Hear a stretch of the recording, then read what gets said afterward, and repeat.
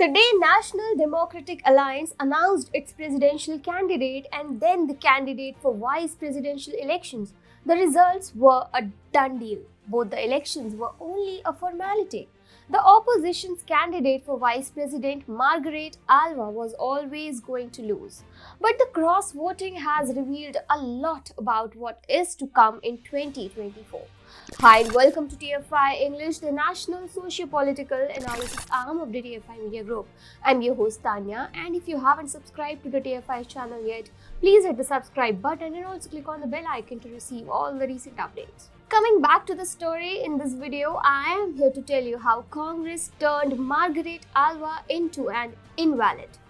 Yesterday, National Democratic Alliance candidate Jagdeep Dhankar was elected as the 14th Vice President of India. He defeated the opposition's candidate Margaret Alva. But none of these is surprising enough, as the results were always in favor of India because of its high number of seats in the Electoral College. However, the cross-voting in the vice presidential as well as presidential elections is what should be the matter of discussion, as there is much more to it and in fact is a trailer of what the nation is going to witness in 2024.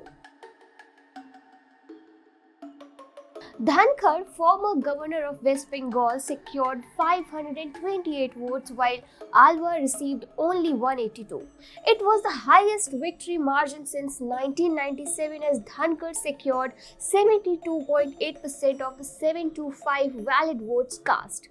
Above Dhankar is only K.R. Narayanan, who became the vice president with the highest victory margin by securing 700 of the 701 votes cast in 1992. Dhankar will take oath on August 11 to replace incumbent M. Venkaiah Naidu.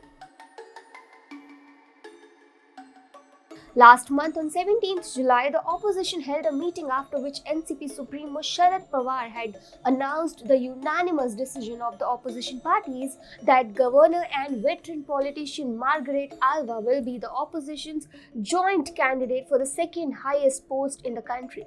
It was reported that both TMC and AAP kept a strategic distance from the joint opposition meeting. Despite the fact that Alva had been the reason for embarrassment of the Congress party multiple times, she was chosen as the vice presidential candidate only to put a full stop to her political career. What could have been the better option to silence your critique, right? The Electoral College comprises of 788 members, but due to 8 vacancies in Rajya Sabha, the actual strength was 780.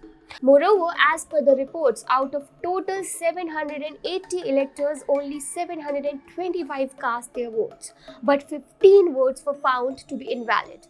Notably, in the VP Electoral College, the BJP alone has 394 votes, and with the allies and support from the other parties, the NDA claims over 510 votes. On the contrary, the opposition has close to 200 votes. This is exactly the reason why Alva was never going to win. You see, while Alva's defeat was unavoidable, it was the cross-voting that made the results humiliating for the Congress party. The TMC abstained from voting as it claimed that Alva's name wasn't discussed with them as the opposition's choice.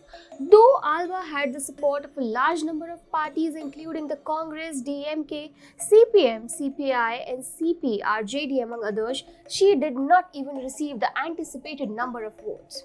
The results have clearly exposed the rifts in the opposition and even inside the UPA camp, as many non-NDA parties refused to side with Congress. While Dhankar's victory indicates weak opposition, the presidential election too made it quite evident that 2024 will be the BJP's year. The presidential poll had seen cross-voting from 17 MPs, mostly in favor of President Draupadi Murmu. In the presidential polls, President Murmu had secured 540 votes of the 748 votes, while the joint opposition's candidate Yashwant Sinha could garner only 208 votes, which is way lower than expected. The opposition unity is a myth. The cross-voting in both elections has exposed this truth. It has also revealed that 2024 will be a cakewalk for BJP, all thanks to the splintered opposition.